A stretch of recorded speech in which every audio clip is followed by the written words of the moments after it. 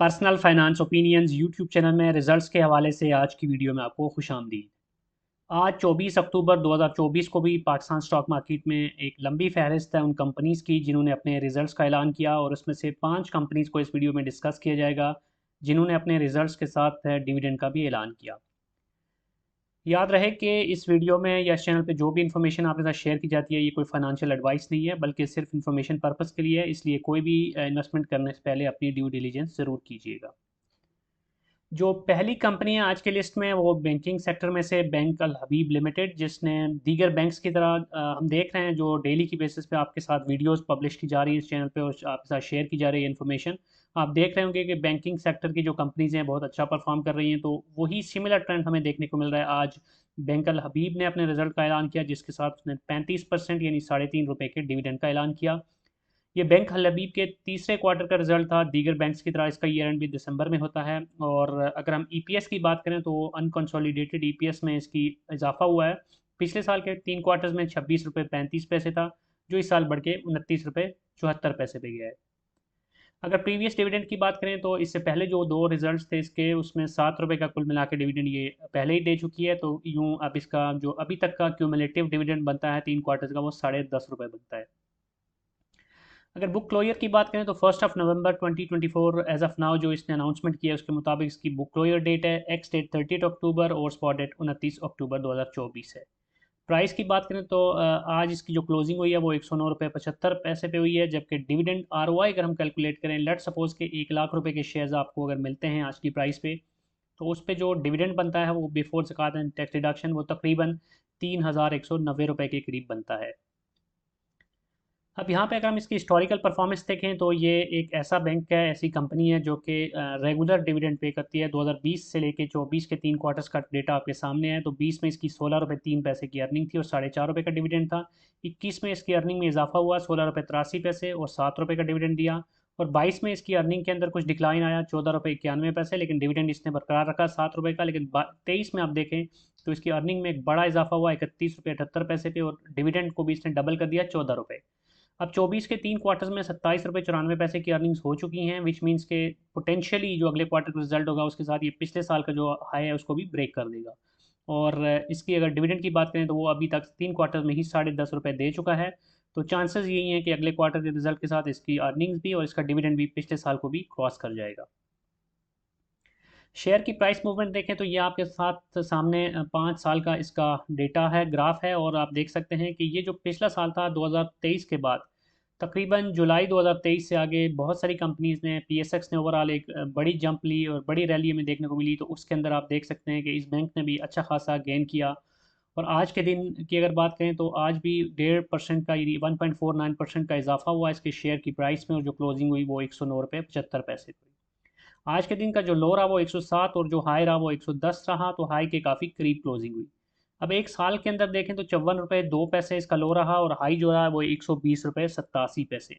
तो काफ़ी ज़्यादा इसके अंदर वॉलेटिलिटी और काफ़ी अच्छा वॉल्यूम लगता है, तो आपको कैपिटल गेन का भी और बाय एंड डिप का भी मौका इस पर्टिकुलर शेयर में मिलता रहता है।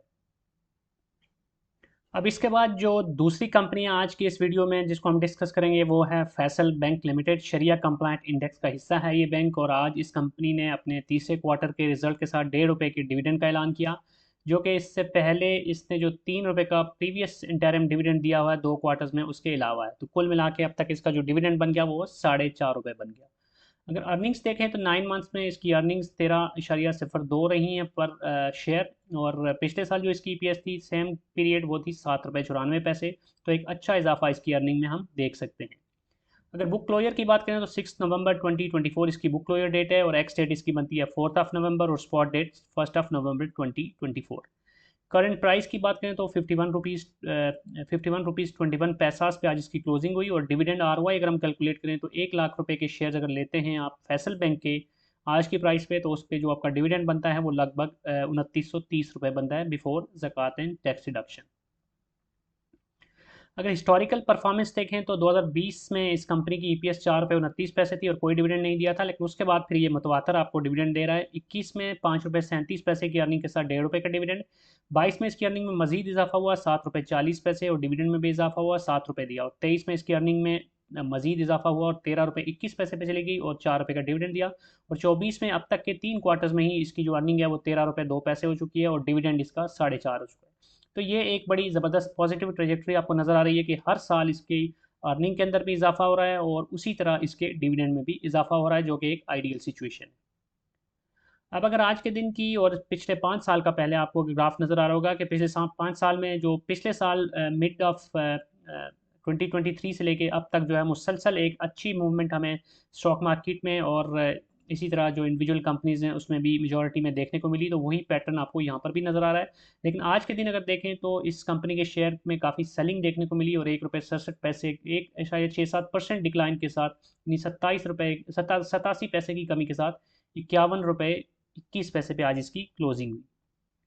आज के दिन का जो हाई था इसका वो 53 रुपये 50 पैसे और जो लो था वो 50 रुपये 10 पैसे था, जबकि 52 वीक्स की रेंज देखें तो 58 रुपये 10 पैसे इसका हाई रहा और 23 रुपये 63 पैसे इसका लो रहा।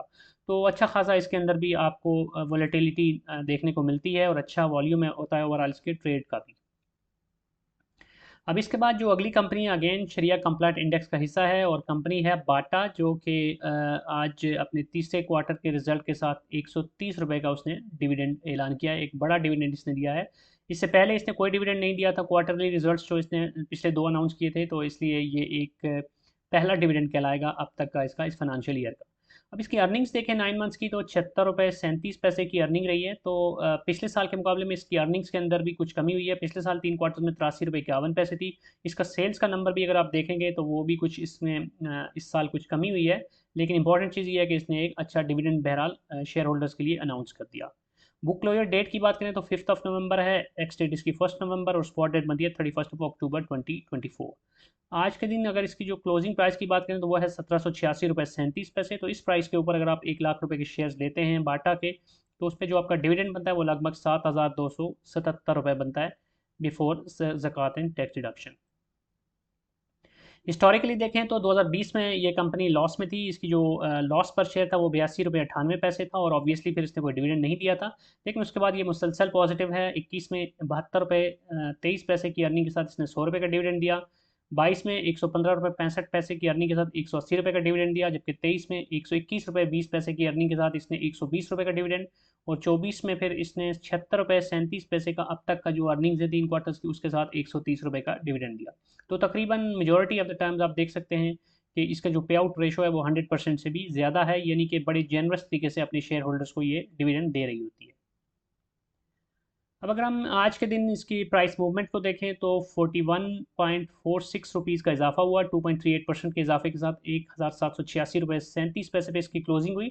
लेकिन 5 साल का ग्राफ देखें तो आप देख सकते हैं कि 2022 और 23 के बीच में तो इसके शेयर की प्राइस काफ़ी ऊपर गई, लेकिन उसके बाद कोई इतना ज़्यादा हमें उस तरह की मूवमेंट देखने को नहीं मिली। लेकिन आज के दिन एक अच्छा खासा इसकी शेयर की प्राइस में हमें मोमेंटम देखने को मिला।